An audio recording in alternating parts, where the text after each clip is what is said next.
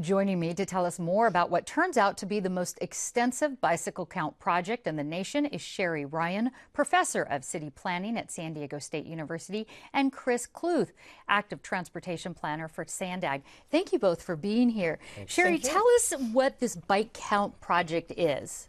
Well, basically, the County of San Diego Health and Human Services Department received a $16 million grant from the Center for Disease Control.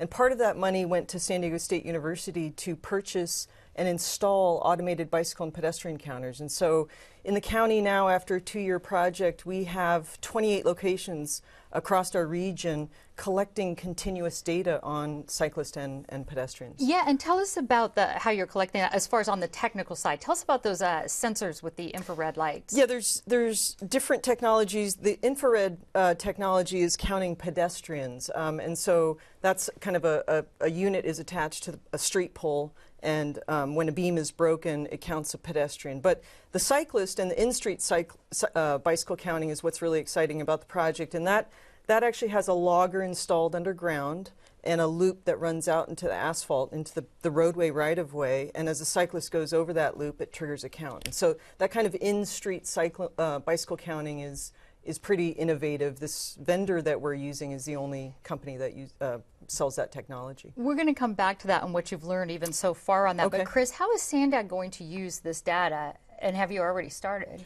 We have already started using some of the data to kind of reconfirm our thoughts on some of the placement of our regional corridors. And just like we have decades and decades of automobile data that kind of better inform the planning of roadways, we're going to use this data in the same way to help us figure out the best places along with the communities where we should be putting our bike facilities. And I know it's going to be used in that, the regional transportation plan. This data could really shape and change how cycling paths and really how roads are done in San Diego. Can you give us a little idea of what that might look like in the future?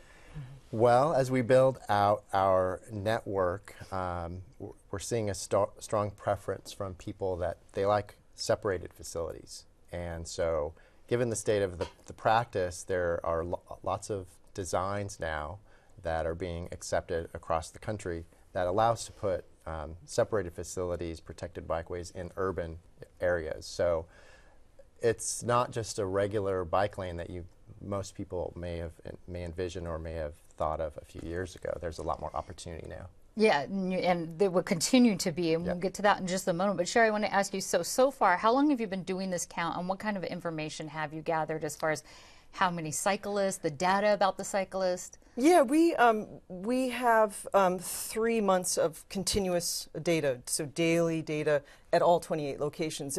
Some of the counters have been in longer, but basically we're seeing, in some of the coastal cities, we're seeing average daily cycling levels up in around 2,000, 3,000 cyclists a day. And it's just data that we've never had before. We've never understood kind of the order of magnitude of cycling. And really, what this data is going to help us do is translate those volumes into health measures, into air quality measures, and emission reduction measures. So we're really looking at quality of life issues and developing metrics to help us understand how to achieve some of these goals. And that's where Chris comes in. But I did want to touch on, before we go, that you have human monitors out there as well. And what are they learning? People counting. Yeah, we're traditionally we see a lot more men riding bikes. We see a lot of sidewalks. Significantly, right? Like upwards of 80, 90%. Some locations 80 to 90% of the cyclists are men. We see a lot of sidewalk cycling, people on the sidewalk that, that's strong indication that people don't feel comfortable mixing with vehicular traffic. So those kinds of rich details we get with manual counting, and we can really combine that with the automated counting to see trends across the region. And Chris, what does that tell you, this sort of data? People on the sidewalk, most of them are men when it comes to your transportation plan. Well, as Sherry said, the places that have more people cycling, the higher the numbers go, the more women you see. So some people say that the women are the indicator species. That's kind of a strange term, but it's true. If women and people of a broader age range feel comfortable riding on facilities that you put out, you're going to get a lot more people overall riding. Well, we'll That's our certainly goal. be looking for a lot more information on this as it comes out, and I understand it's going to be, you plan on doing this for several years out. So thank you both for joining us and giving us an update on this. Thank you so much.